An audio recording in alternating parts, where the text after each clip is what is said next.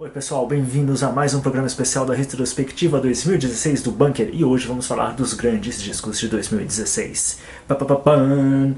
Primeiro é o melhor disco de música nacional, na minha modesta opinião, que pra mim foi esse disquinho aqui, ó.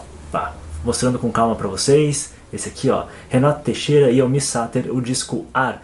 Um disco de música caipira das melhores que você vai ouvir por aí. Com um detalhe, esse disco aqui ele foi produzido em Nashville, Tennessee, então tem um pessoal tocando banjo, tocando umas guitarrinhas que você percebe que tem aquela coisa da música country americana. Enfim, um disco que une o melhor da música caipira brasileira com o melhor da música caipira americana. Tá aí pra vocês, Renato Teixeira e Almir Sater com o disco Ar. E na música clássica eu queria destacar para vocês esse disquinho aqui, ó, Let Me Tell You, do compositor Hans Abrahamsen, tá? O nome dele aqui, o Hans Abrahamsen, com a soprano Barbara Hannigan. Aliás, a Barbara Hannigan não é só soprano, mas também ela é maestrina, e ela tem causado uma certa revolução no universo da música clássica com as performances dela, especialmente se vocês procurarem aí na internet, tem no YouTube, é sensacional, vale muito a pena a união de uma performance, digamos, mais pop music, sadomasoquista, com a música do Ligeti, que é La Danse Macabre. Então procurem aí Barbara Hannigan na Dança Macabre. Mas voltando aqui para o Let Me Tell You. Let Me Tell You é um ciclo de canções composto pelo Hans Abrahamsen, inspirados no livro do Paul Griffiths chamado Let Me Tell You, que foi escrito totalmente baseado nas falas da Ofélia, da peça Hamlet de Shakespeare, e trazendo e dando ênfase justamente à voz, à persona da Ofélia nesse livro. Aqui, neste ciclo, você tem a Barbara Hannigan, então, sendo a própria voz da Ofélia para nós, assim. Esse disco aqui é belíssimo, por favor, escutem, façam um favor para vocês, escutem isso aqui, tá? Depois não digam que eu não falei para vocês ouvirem Let Me Tell You, do Hans Abrahamsen, esses nomes. Mas agora é hora de falar dos melhores discos de 2016, e olha que eu vi música pra burro esse ano, hein? Eu vou começar aqui com uma cantora que talvez vá chocar o pessoal mais conservativo que acompanha o canal, pessoal aí que às vezes tem um certo pudor com a sexualidade feminina, que é com a sueca Tove Lo. Aqui o disquinho da Tove Lo. E a Tove Lo já tem um disco anterior chamado Queen of Clouds, que é espetacular, espetacular, e esse disco aqui eu fui surpreendido com ele. Eu comecei a ouvir ele agora no finalzinho do ano, chamado, aliás, não falei o nome do disco, né? Ladywood, o nome do disco. E o interessante da Tove Lo é que ela é uma cantora pop sueca, eu já comentei aqui. E o interessante dela é que ela tem uma certa maturidade musical que você não percebe nas outras cantoras pop que circulam por aí. O primeiro disco ela lançou, ela já estava com 27 anos, essa aqui ela está com 29, então você sente que a pegada do pop dela é uma coisa mais densa, tem uma coisa um pouco mais soturna pairando sobre o disco, assim. É um disco muito bom, tem umas canções sensacionais aqui, eu recomendo para vocês ouvir True Disaster, Cool Girl, What the Fuck Love Is, também muito boa. E eu gosto muito da sonoridade que a Tove Lo traz à música pop, que resgata algumas coisas assim dos sintetizadores da década de 80, tem um pouco de Madonna, talvez até um pouco muito de Madonna, assim, da época em que a Madonna tinha uma pegada mais pop interessante e realmente criativa, então tá aqui. Também beira um pouco, não sei se vocês conhecem, mas se não conhecem, vão atrás de uma banda chamada Spiritualized, que é essa coisa meio de climão, tudo, tanto que os discos da Tove Lo são uns discos conceituais. Por exemplo, nesse disquinho aqui você tem duas partes, o Fire Dust e o Fire Fade. Então ela divide o disco, na verdade o próximo disco dela também vai ter uma continuação desse disco daqui. Então é uma garota bem interessante, como eu falei, é um disco que pode chocar as pessoas que têm aí um certo problema com a feminilidade, com a pulsão sexual da mulher, mas eu confesso que eu sou meio fascinado por esse tipo de pop muito bem feito, então Tove Lo pra vocês aqui. E o nosso próximo disco, mudando da água pro vinho, do pop pro metal, Megadeth com Dystopia. Dave Mustaine e companhia. daí fizeram um belo de um disco como há muito tempo eu não vi o Megadeth fazer. Para deixar claro, gosto muito do Sr. Dave Mustaine e está aí um disco realmente atualíssimo na sua temática, atualíssimo na sua sonoridade, tem toda a técnica do Megadeth que você está acostumado a conhecer, assim, está acostumado a ouvir, os fãs sabem do que eu estou falando, tudo muito bem encaixado, tudo muito bem feito, Kiko Loureiro e Dave Mustaine esmerilhando nas guitarras e trazendo para vocês talvez um dos melhores discos do Megadeth desde aí Euthanasia, talvez, estou exagerando, não, sei lá, mas o que eu gostei muito do disco, de verdade, a temática do disco é muito atual, tem muita coisa aqui do tipo The Threat is Real, é sensacional, Death from Within, Post-American World, uma baita de uma música, Conquer or Die tem uma introdução do Kiko Loureiro que é supimpa, e tá aí, Megadeth Dystopia Metal. E o nosso próximo disco é o da cantora norte-americana de country music, Margo Price. O nome do disco é divertidíssimo, Midwest Farmer's Daughter. É um disco muito bom, produzido aqui pela Third Man Records, isso é, pelo Sr. Jack White, e traz uma voz muito peculiar aí na música country americana, aparecendo agora, é o primeiro disco dela, tem belíssimos temas aqui, Hands of Time, a primeira música, For Year of Change, também muito boa, How They Might Have Fallen. Então é um discão assim para quem gosta da música country americana, de uma boa voz na música country americana. Aliás, eu já falei isso aqui em outros programas, se a música country americana hoje tem um peso muito grande, assim, se ela permanece importante, é muito por conta das suas cantoras especificamente. A nova geração da música country americana está muito centrada na voz das mulheres, então está aí Margo Price conquistando aqui a nossa a nossa 8ª colocação. E não tem como, você junta o Joshua Roman do Queens of the Stone Age e o Iggy Pop, que é simplesmente o Iggy Pop, e sai um dos grandes discos do ano aqui pro Bunker, que é o Post-Pop Depression, que, bom, se vocês não ouviram isso daqui ainda, por favor, parem o programa, vão lá e escutem ao menos Break Into Your Heart, Gardenia, American Valhalla. Só o título das músicas já vale comprar o disquinho ou pelo menos ouvir ali no Spotify. E essas duas mentes brilhantes criaram um disco que é extremamente pop, mas traz também esses elementos de um gótico meio romântico, uma coisa interessante assim, que você percebe que é como se você estivesse dando uma passada do outro lado da lua. Estou me sentindo um pouco um articulista da Rock Brigade agora, tá, pessoal? Não ignorem esse comentário final. Tô brincando. O disco é muito bom, o disco tem uma baita de uma sonoridade, obviamente, como você pode esperar de um disco desses caras, e realmente acho que o que é mais interessante aqui é você perceber o quanto o Iggy Pop ele consegue se reinventar ainda, acho que na casa dele dos seus 60 anos, né, se não falhou aqui nenhum cálculo na minha cabeça, que pode muito bem ter acontecido, e ele consegue trazer pra gente uma renovação sonora e musical na sua carreira que é muito bem-vinda, muito pela influência talvez do próprio Joshua Homme, e o disco causou tanta comoção no meio musical que até relembranças da colaboração do Iggy Pop com o Sr. David Bowie foram trazidas à tona. Acho um pouco exagerado, mas ainda assim é um belíssimo disco. Sabem quando uma nova faceta de um artista é revelada para nós? Pois é isto o que nós temos aqui com o Acoustic Records do Sr. Jack White, lançado este ano e que resgata várias gravações do Jack White, desde a época do White Stripes até a sua carreira solo, de canções em que ele fez versões acústicas, tinha lá o seu cassetinho, apertava o botãozinho, gravava uma musiquinha só na voz e no violão. Um disco que mostra realmente que o White é um dos grandes compositores e intérpretes de blues vivos atualmente. Não taquem pedra em mim caso vocês não gostem, mas vocês vão ter que admitir isso daí.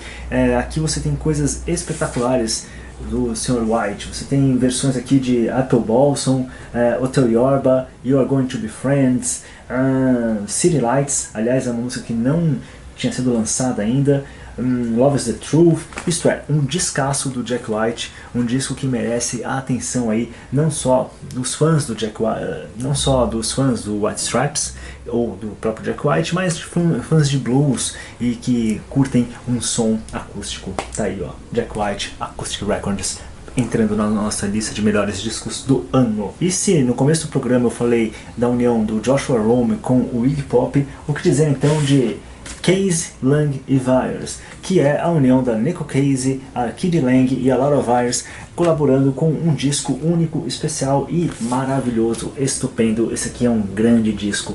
E quem me acompanha sabe que eu sou muito fã da Neko Casey, mas eu fiquei surpreso com esse disco porque realmente não esperava tanto. É um disco que consegue resgatar o melhor das três cantoras, das três compositoras, e nos apresenta um disco que transita muito bem aí no alternative country, pode-se dizer assim, com músicas espetaculares como Atomic Number, Delirium, Best Kept Secret, e que fala sobre relações, fala sobre a criação artística, fala sobre temas universais e presentes o tempo inteiro na nossa vida.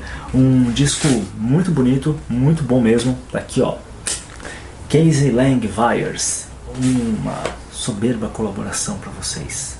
E a próxima banda é uma banda que logo no seu primeiro disco já tinha ganhado um lugar aqui no coração do bunker, mas com o segundo disco realmente a banda londrina Savages, aqui ó, o disco Adore Life, definitivamente entra para o panteão do rock do bunker. Eu realmente gosto muito do som dessas meninas. Adore Life é um baita de um disco de rock, é um disco que tem umas influências assim que você pode captar do Sabbath, já tinha uma influência do The Clash, aqui aparece um pouco mais também, e acho que essa busca por uma nova sonoridade também influenciou um pouco na construção das letras. Você percebe aqui umas letras que não são só de uma coisa mais in your face, como tinha no primeiro disco, que era o Silence Yourself. Aqui você tem uma pegada mais intimista até da banda, mais reveladora assim, que trata de ciúme, trata do amor, trata das dificuldades das relações entre as pessoas às vezes. E tá aí, um descasso de 2016, Savages com Adore Life. E entramos agora na fase final do programa, onde nós vamos falar sobre os 3 melhores discos do ano. Que responsabilidade! Mas assim, na verdade, essa seleção agora, essa divisão entre segundo e terceiro, entre primeiro, segundo e terceiro, é quase que aleatória, porque os 3 discos mereciam o primeiro lugar, se você fosse pensar assim. São 3 discos estupendos, são 3 discos que lidam especialmente com a questão da morte, da nossa mortalidade. São discos de despedida, são discos que são quase hackings da música pop, elaborados assim de uma forma tão bonita que você se sente até às vezes constrangido de ouvir esses discos, de tão belos que eles são, e ao mesmo tempo de entender que eles lidam com a dor da morte, com a dor da despedida. Obviamente eu estou falando aqui do disco do David Bowie, do Leonard Cohen e do Nick Cave. Eu começo com o disco do Bowie, e na verdade aqui, como eu falei, acho que não tem muita coisa de terceiro, segundo, primeiro e tal, mas começo com o disco do Bowie, o Black Star, tá aqui, o Black Star, que ele compôs já sabendo que era o disco de despedida dele, de que já era o disco em que ele nos presenteia esse disco como o último trabalho de sua carreira, como o último ato da sua carreira. E curiosamente é um disco que, assim, quando o disco saiu, a primeira vez que eu ouvi o disco, assim, gostei do disco, mas foi uma coisa que quando o Bowie morreu, que foi no dia seguinte, basicamente, depois que o disco saiu, você volta e vai ouvir de novo, e você mal consegue ouvir o disco, de tão emocionante que o disco se torna, assim, que ele ganha com a morte do Bowie, ele, com esse último ato artístico, que é compor a sua própria morte. O Bowie se despede da gente de uma forma muito emocionante, muito bonita, e é um disco que acho que não só eu, mas muita gente por aí tem uma certa dificuldade de parar para ouvir mesmo, por conta desta circunstância. E você vê o que é a mente de um grande artista, né? O Bowie, mesmo nos seus últimos anos de vida, ele estava preocupado ainda em buscar uma sonoridade nova, buscar uma sonoridade mais à frente do tempo dele mesmo. Então, por exemplo, ele pega e tem uma grande influência nesse disco de um cara chamado Kendrick Lamar. Não sei se muitos conhecem ou não, mas é um artista de rap que tem causado reboliço no meio musical, e o Bowie vai lá e pega os caras que tocavam com o Kendrick Lamar para tocar com ele aqui. Então você tem essa semelhança musical, e curiosamente, né, pensando até o último momento na arte, pensando em entregar alguma coisa bela pra gente, e o Bowie consegue isso de uma forma sublime.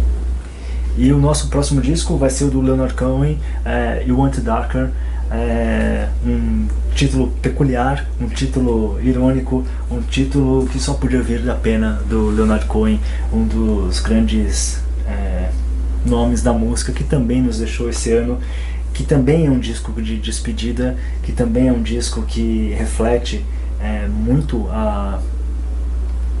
o momento da morte, que reflete muito o encarar a mais indesejada das visitas, e que, gente, não tem muito o que falar não. Eu realmente, logo na primeira vez que você começa a ouvir esse disco, você já sente todo o peso dele, diferente um pouco do Bowie, que foi uma surpresa a morte do Bowie, ninguém estava esperando. O do Cohen era uma coisa meio esperada, então você ouvia o disco, você sentia aquela tom de despedida dele, e ele faz isso também como o Bowie, com todo o cuidado que um artista tem que ter com a sua obra. E uma outra coisa que você percebe muito nesse disco do Cohen é o diálogo dele com Deus, o diálogo dele de questionar a Deus e questionar a si mesmo perante a Deus. É um disco muito...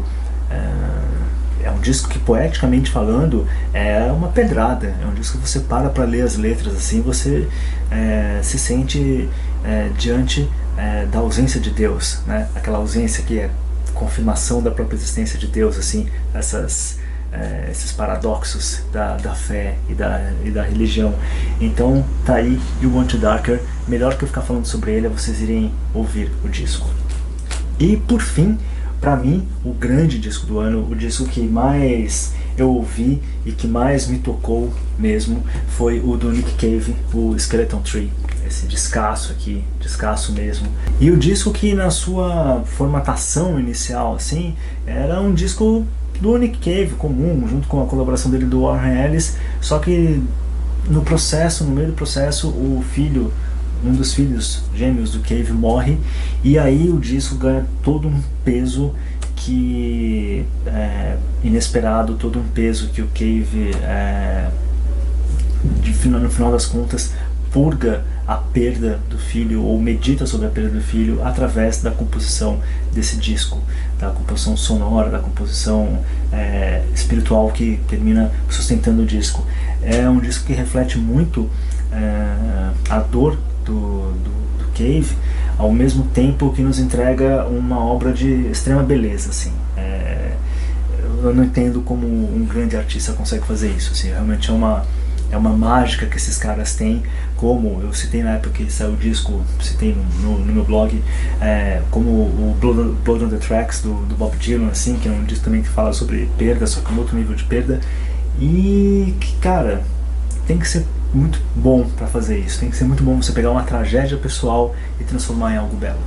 E acho que artistas como Bowie, Leonard Cohen ou Nick Cave, eles conquistam um espaço na história da música justamente porque eles conseguem transcender essa dor, eles conseguem transformar a perda em beleza, e isso para mim é uma coisa impressionante.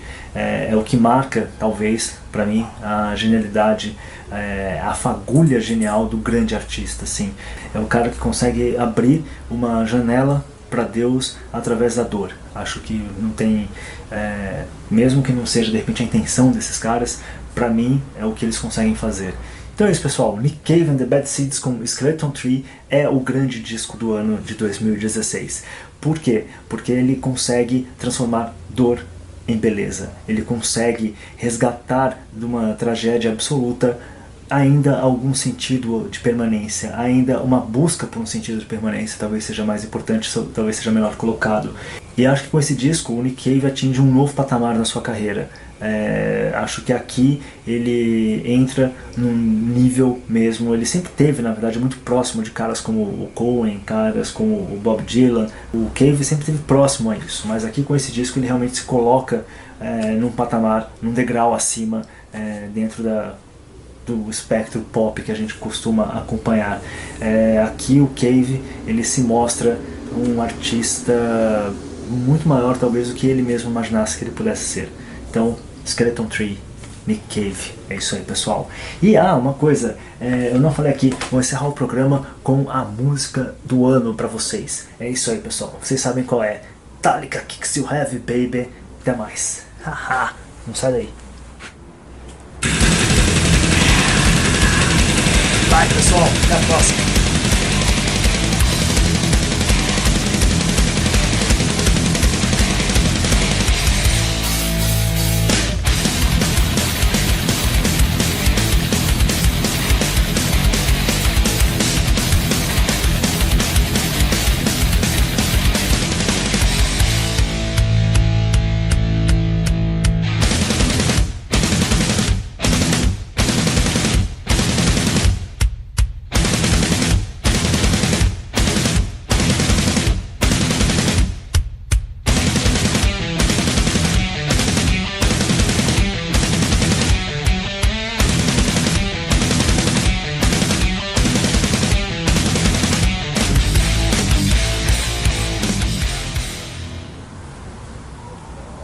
Oh, acabou o programa, pessoal.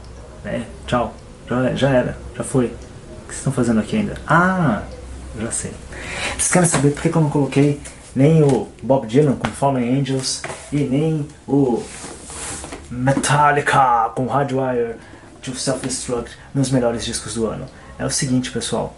Esses dois artistas, tanto a banda quanto o Dylan, eles mexem muito com o coraçãozinho aqui do Jill, então eu não tenho condições racionais de analisar esses discos. São dois discos espetaculares, fora do padrão, dois descassos. É isso aí, pessoal. Até a próxima e agora é pra valer. Tchau, tchau.